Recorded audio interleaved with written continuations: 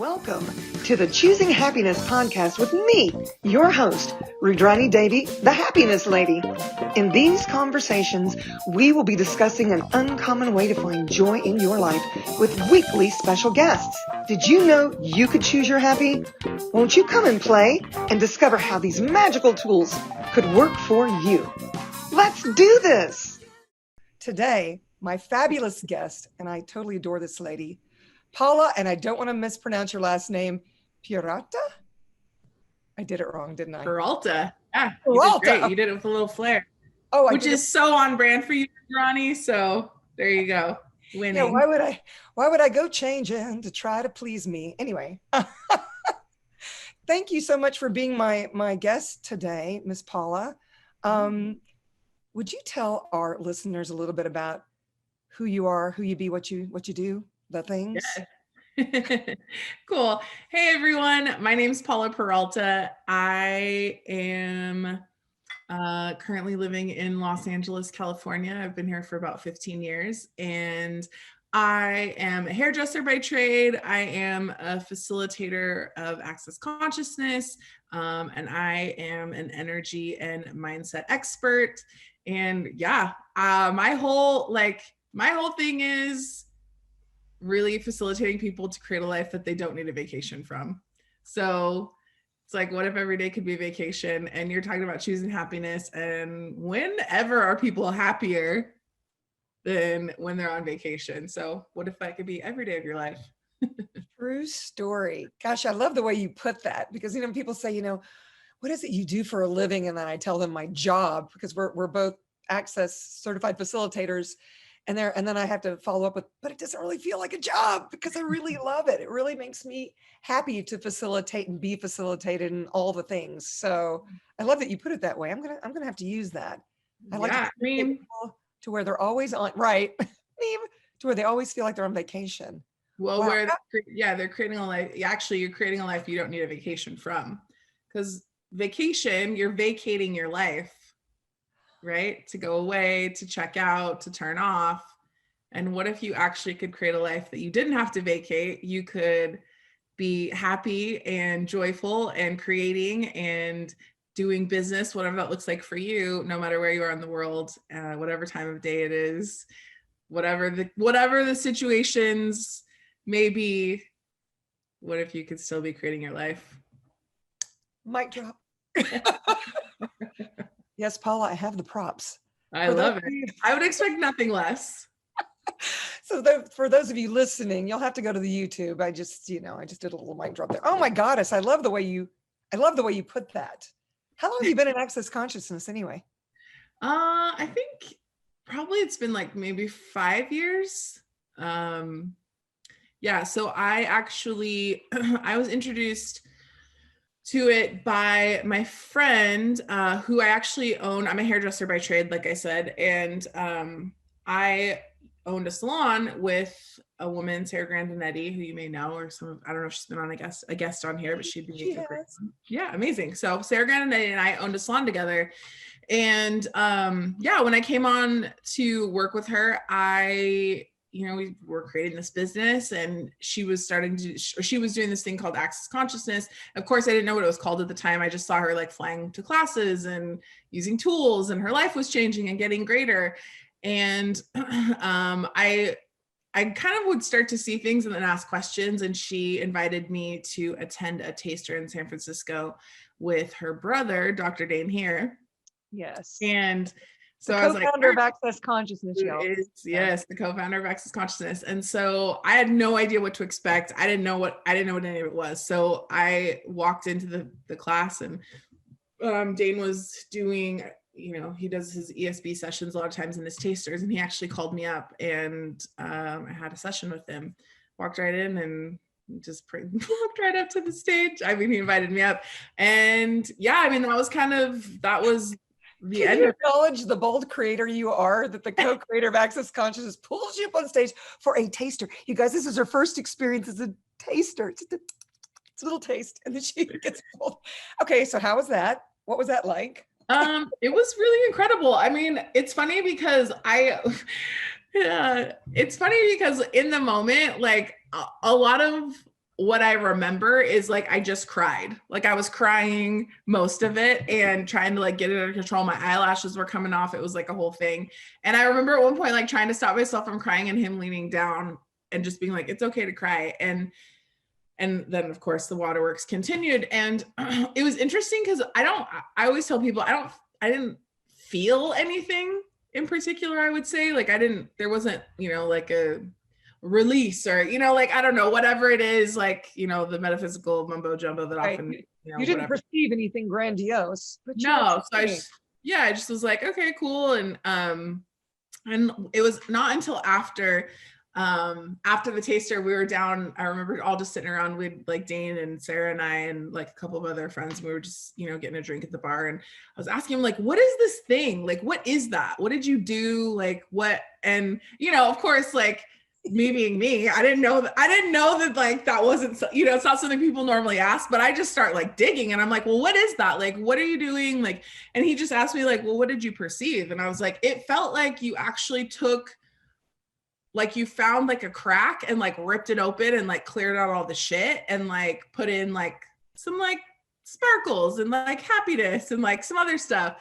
And rainbows, Yeah, I was like, that's kind of, I guess, like the best way I could describe it. And he just said, he kind of smiled at me and he looked at me and he said, is it possible that you actually already had all of that in you? And I was like, well, that Dr. Dane. Yeah, I was like, well, I guess anything's possible. And that was kind of the beginning. And then my next class was an access bars class, except at that time, I didn't realize that you could do local classes. And Gary and Dane were doing a bars class in Houston, and I think like a week later. And so I booked a flight and like flew to Houston for the bars class because I didn't know that I could find one in Los Angeles.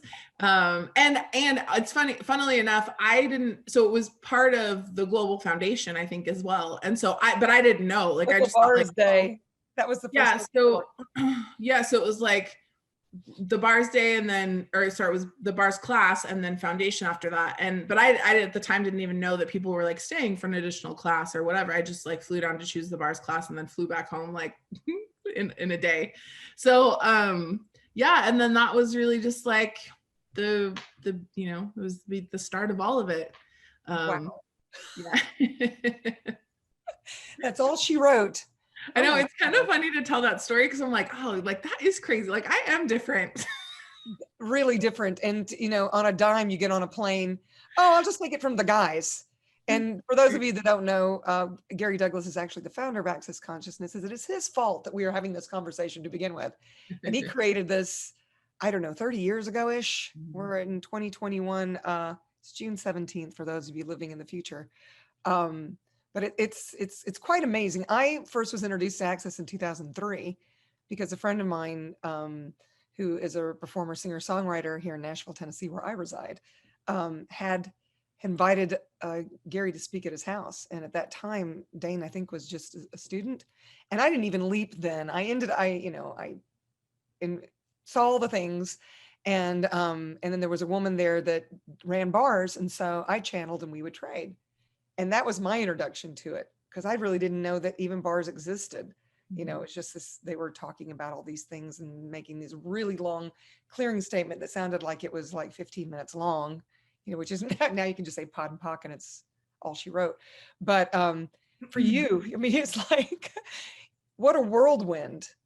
And then, so what did you create after all of that? I mean, what did you notice with the bars class? And then you eventually obviously took foundation. And yeah, so I think it was like September or October, that first taster, and then the bars class. And then I became a bars facilitator, I think, by the end of that year. And then I think in another like year and a half, but by the time that was done, I had become had all the classes that I required to become a certified facilitator. I think my next foundation was like that February. So like I moved pretty quickly, but I didn't really think of it like that. And it just was that girl. Yeah, it was just like, I was just choosing and choosing and choosing. And my life just kept getting greater and greater and greater. And I was happier and happier and happier. So, I mean, to me, it was working. And so that was the value, and I really, really enjoyed it. I dealt with depression for a lot of my life. Oh, wow. And yeah, so I was like severely depressed and on medication for it. And I was like really struggling. Like I would have weeks where I couldn't get out of bed, and I was just like devastated. Or like I would get up, go to work, come back, like get in my bed, and like lather, rinse, repeat for like days and weeks. And I will say that the thing for me is like after the bars, first time I had my bars run, like I went off my depression medication, like cold turkey, which they don't recommend. So if you're watching this, if you suffer from depression, like I'm not a doctor, I don't recommend it, but that's what I chose. And, Right. and I will tell you that like, I've not had like an episode in years. And, it really is like, part of, if you've dealt with mental illness at all, like, that you're often aware of like the triggers when you start to like go into those episodes. And so for me, like, I know what my triggers are. And I also know that, and to be honest, like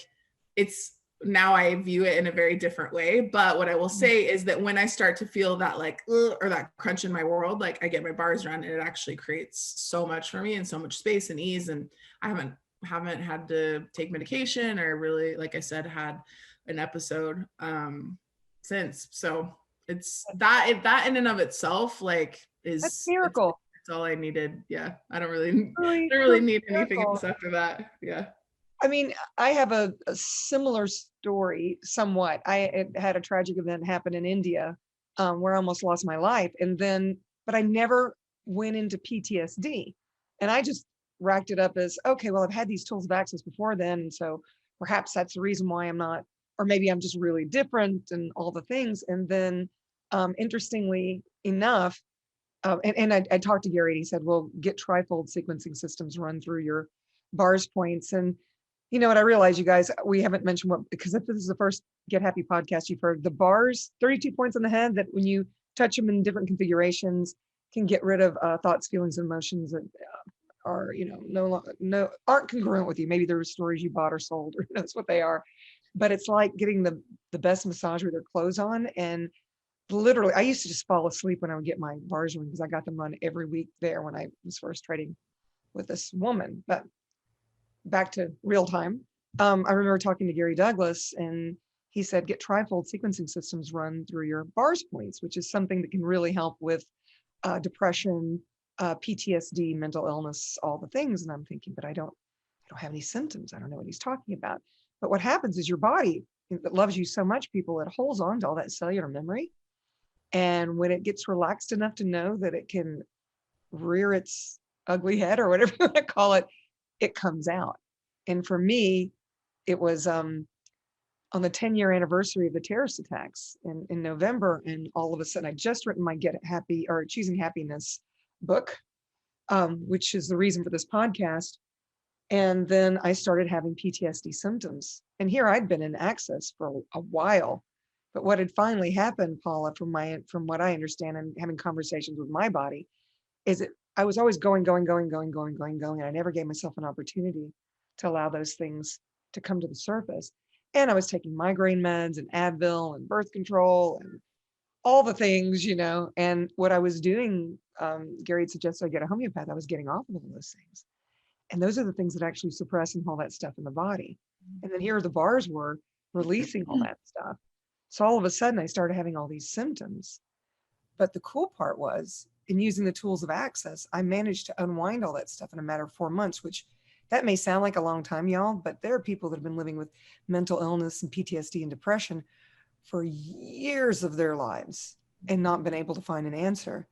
And yet you say you haven't had an episode, what, since your first bars class? I mean, yeah. And I think too, like, it's interesting because you say like people that are living with mental illness. And I think that's the thing, is it's barely living. Like when you're dealing with mental illness, like it's like a shell of a life. And I knew that there was something else possible. I just didn't know like what actually was, I didn't know how to get there. I just knew that what my current reality was like didn't work for me. And I think that's the thing is, if you're watching this now, you know, whoever's watching this, whenever you're watching it, it's like, what life would you like to create? And what reality would you like to create? And it's actually possible for that your natural state is joy, and that you can, you know, be happy. And the thing about that, where we get caught up, is that life doesn't have to look like anyone else's life that you've ever seen, that's ever existed, like in the history of anyone. You know, and I think that's where we kind of tie ourselves up, is we a lot of that we deal with, you know, in terms of mental illness and things like that, is exacerbated because we're trying to be like everyone else. And it's like, if you could actually get to a point where you were choosing and creating what worked for you, even if no one else could co-sign on it, Right. really fine. And it's you know, that's the thing, I've been talking to people about this so much this week. It's been coming up, like, you don't have to justify your reality to anyone. Gosh. And so often when we like bend, fold, staple, mutilate ourselves to try to fit a standard of whatever it is, beauty or business or, you know, commerce, like whatever that looks like, that's like where we cut off ourselves and actually the contribution that we actually be. And 9 times out of 10, like, you're not happy. I would say 99.99999% times out of 100, you're not happy. I have to agree. It's like when you're with a friend that really, you know, is in total allowance of you and is grateful for you, and you get to be all of you. And to me, that is true joy, you know. And then when we're with other people that can't receive us, we have a tendency, and I say we have a tendency to cut our arms and legs off to fit into their reality. And what if you didn't have to do that? You didn't have to justify me. That's what I'm hearing you say. Who we are, who we be. I mean, I know how weird I am. I totally get how weird I am. And it's, you know, I have my people in Access that I absolutely adore. And then I come back from all these trips or facilitating.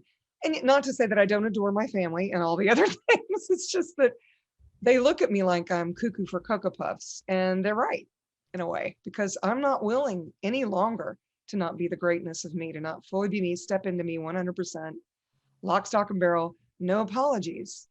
And if people don't like it, I don't even care anymore. It's like, go away then. But those that can receive it are looking for that for themselves. Maybe I get to be an example of that, you know? I mean, do you ever have people come up to you and say, why are you happy all the time? What's your big deal? Paula, who are you? You know, what drugs are you on? You share. I mean, yeah, I think it's funny because I just, I was facilitating a money class this earlier today. And one of the things we talk about is how money follows joy. Mm-hmm. And these women, I think she was from Japan, so it was like through translation and like this really amazing conversation where we didn't speak the same language, but she's been on now, like, you know, this was like our 4th or 5th session. And so we were having this conversation and she was saying, you know, I don't know what fun is for me, and I don't know what joy is for me. She's like, but I look at you and I see, you know, she's like, I see this joy and I see this like vibrancy and I see this life. And, you know, she's like, I see it. And I also I don't feel like I have that in my life. And one of the things that I said to her was, if you can see it in me, it exists in you. Yeah. So that's the thing is that people, you got to get, like, when you're in that like the thick of it and you're just like, and you see someone that is happy, like truly authentically joyful, and you just feel like you can't get there, the first part is to acknowledge that, like, if you can see that, if you can acknowledge that in someone else, it exists in you. And even if that's as far as you can go in these 10 seconds, like, start there and just truly acknowledge. And if you can't, ask the universe to help you, like, show me the magic of me, show me the joy of me, show me the fun of me, and just keep asking that question. Because if you can see it, if you perceive it in someone else, it exists in you. Yeah, absolutely. And I love that piece about acknowledging. It's like, it's funny because I'm also teaching a money class, and we're actually on our 4th 10 days starting next week because they just want to keep going, and everybody's making more money. So I guess that's why, including me. But it's interesting. I've said, you've got to acknowledge that you hate money, before you can actually create loving money. And it's the same, or whatever it is, because I found that when we would ask the question, Truth, do you actually like money? It was really, people were surprised by what their body was telling them, which was basically, no, I don't. And I said, why would money want to play with you if you didn't like it? And this thing about money follows joy.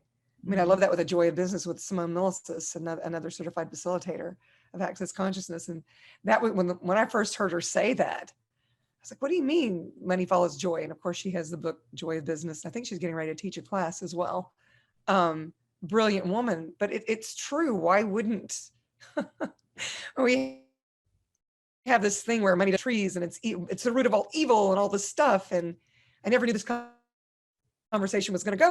It's kind of a funny thing what this reality perceives as how we should be with our finances and with our lives and with our happiness and our joy and all the things. Wow. So you mentioned a tool in this 10 seconds. Can you talk a little bit about that tool in Access? That's one of my favorites. Yeah, I mean, I think it's definitely one of those tools that it took me a minute to start to get it. And I will tell you I always, listen, I'll be the first one to say I do not have it figured out. And I resisted. I totally resisted it for a long time. I think that's definitely like, I don't have it perfect. I just know like what works for me. And with something like the 10-second increments, the premise of it is that every choice is only good for 10 seconds.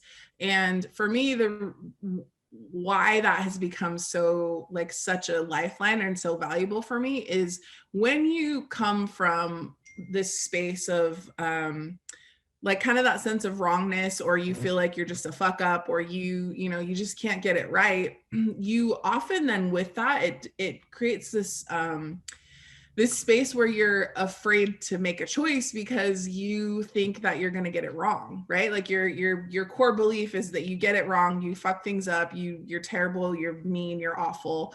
And so then you often are paralyzed and you feel like you don't have choice, or if you do have a choice available, you don't ever want to choose because then you worry that you're going to make the wrong choice, and then that wrong choice is going to lead to another wrong choice, right. And then you're not only going to ruin your life, but you're going to ruin everyone else's life, right? So that is kind of the spin out that we often go into when we go into like the anxiety of choosing. And so the thing that's really cool about 10-second increments is, what if your choice was only good for 10 seconds? So you have 10 seconds. What would you like to choose in these 10 seconds? Like, cool, I'm going to be on this podcast with Rudrani. And the 10 seconds after that, I could choose something totally different. I could choose the same thing. I could choose to stay on the podcast, or I could choose like, goodbye, I'm going to go to bed, or goodbye, I'm going to go for a walk, or goodbye, I'm going to go eat a hamburger, whatever it is. Right. But it's like, and that's like it's a silly example, but it's one of those things where like you make a choice and it expires in 10 seconds. So what that means is it opens up this whole space where you can't actually ruin your life because that choice is only good for 10 seconds. And if it didn't work, or you're like, that's not actually what I wanted to create, then you just make a different choice. Or if you make that choice and you're like, wow, this is amazing, like how's it get better than that? Then you can choose the same thing, or you can choose something even greater in that next space. But really what it does, that 10-second increments, is gets you out of that like paralysis of not choosing because you're afraid to make the wrong choice, and into the possibilities of like, how much can you create in 10 seconds? And then in the next 10 seconds, like what would it take for you to outcreate that? And that's what's actually available as you start to play with those 10-second increments, is that you can actually be constantly out creating yourself in every 10 seconds. And that's what creates the life that's actually available to you. I love the way you put that. I remember facilitating a foundation class, and this woman was like, can I choose to divorce my husband in this 10 seconds? And I was like, well, why don't you indulge in that for a while? Doesn't mean that you have to do it. I said, but you get where I'm going. Do you want to choose to be with him in this 10 seconds? How about the next 10 seconds? How about the next 10 seconds? Okay, maybe you need some alone time for the next 10 seconds. And it was very interesting. Yeah, because that one has gotten me through quite a few things.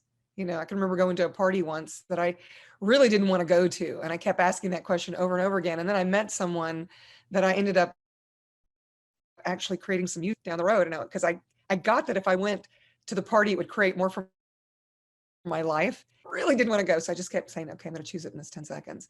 And because I followed the energy, I actually have 7 really cool songs in my my songs, or whatever you want to call it. So I love that tool so much. I love it. So, okay, the operative question, Paula, how do you get your happy on? That is a really good question. I think I get my happy on by choosing it, and it looks different every day. Some days it's, moving my body. Sometimes it's eating something delicious. Sometimes it's like playing with people that I really enjoy. Sometimes it is just like chilling at home, whether that's in my bed or in my living room or out in my garden, like whatever that looks like.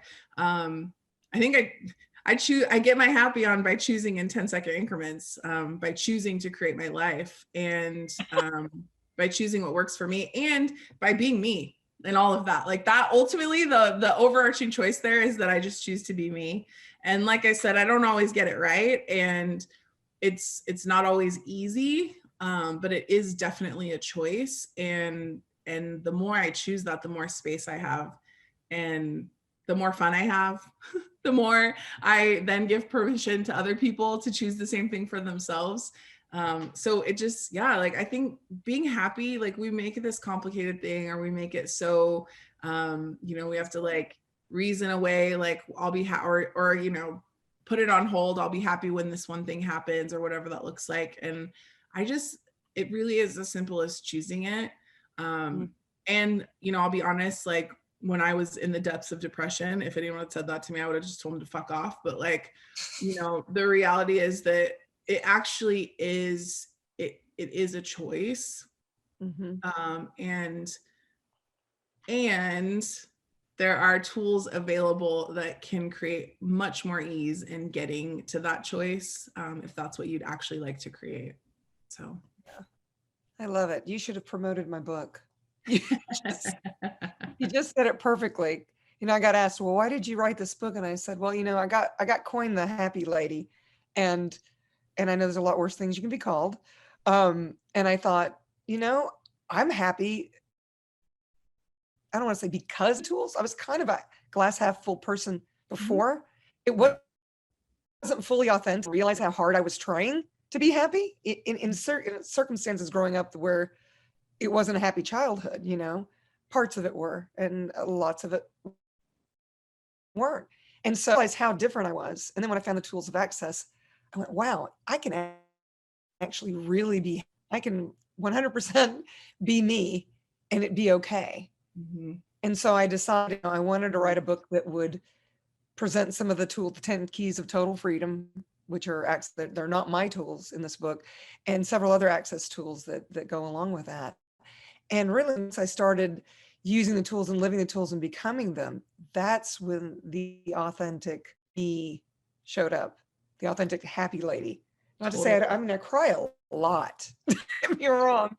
I cry a lot in nature. I cry a lot at beauty. And Folgers commercial gets me every time. It's oh my God, it just came back from the I think you also, yeah, I think it's interesting too, because so often we confuse, especially in like today's world, there's very much like this kind of toxic positivity culture where people are just like, I'm going to sweep everything under the rug and pretend like nothing's wrong. And I'm going to pretend like, there's no shitty stuff that happens. And the thing is like, yeah, I mean, sometimes there's stuff that occurs that's outside of your control. And it's more about like, it's not about the like, it's fine, everything's fine. And like, it's not about pretending like there aren't things. It's not about that toxic positivity. It's about actually acknowledging that like, cool, like I am not a victim of my surroundings, my circumstance, my situations, like nothing happens to me. It's like, I always have a choice. And so it's like really getting to that point where you can acknowledge that your happiness is not tied, it's not circumstantial. It's not tied to the things that are going on around you. It's actually a choice and an acknowledgement of your being that really sets you up to move through the world as this interrupt where like, you talk about being the happy lady. And it's like you become, when you're choosing truly to be authentically you and authentically joyful, that actually is an invitation that's not even, it's a nonverbal, it's an energetic invitation to other people to choose the exact same thing. And if not even greater. So it's really like you being you and you being happy is actually an empowerment to the entire world around you. Meme.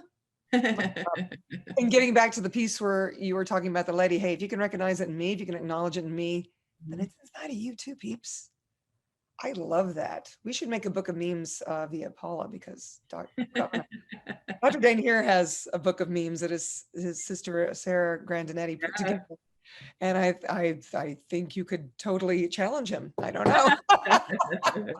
Lovely. Wow. This has been an amazing conversation. I am so delighted to have been able to have this conversation with you. And if there was one thing you could leave our listeners with, what would that be? And our viewers, of course, on YouTube. It would be that being you is the most valuable product in the world. So often we go into, trying to create ourselves as something that's like more palatable or more marketable or more easily received. And it's not that hard. Like, you don't have to try so hard. Just if you're going to put any effort, I guess, for lack of a better, the energy that you put into that could be into like you actually acknowledging you, and acknowledging that you showing up in any situation like you are the valuable product, and nothing else is actually required beyond that when you fully choose you. I love that so much. Okay, so wow. Where can my Get Happy peeps find you if they were looking for you, Paula? Yes, I love that. So you can find me on, I have a website, paulaperalta.com, Instagram, the Paula Peralta. You can find me on Facebook as well. Basically all social media portals I'm available. It's I have like some really fun classes coming up. I have a bodies class, being you with bodies, coming up. I have a class called Socially Awkward, which is about being you on social media. I've signed up. I'm on it. Yay, thank you. I'm really excited. That one's coming up in July 5th. I don't know when this is going live, but so I mean, there's always stuff out there, and you can always come find me. We can play and connect on social media. But yeah, hopefully I'll see you somewhere, somehow in the world, whether it's online or in real life. Fantastic. Thank you again. And you guys, if you like this conversation, or you can perceive that it could help someone else, please share it and hit the like button. And I'll have all of Paula's Paula. Hey, Paula. I'll have all of her information underneath where you can find her with ease. Thank you for having me. I'm so grateful. Me too, my love. Thank you guys. Until next time. Ciao for now. Thank you so much for choosing happiness. If you've enjoyed this podcast, please subscribe, share, and give us a like. And if you want more happy, subscribe to the Choosing Happiness membership, where you can play directly with me, Rudrani Devi, the Happiness Lady. How does it get any better than that?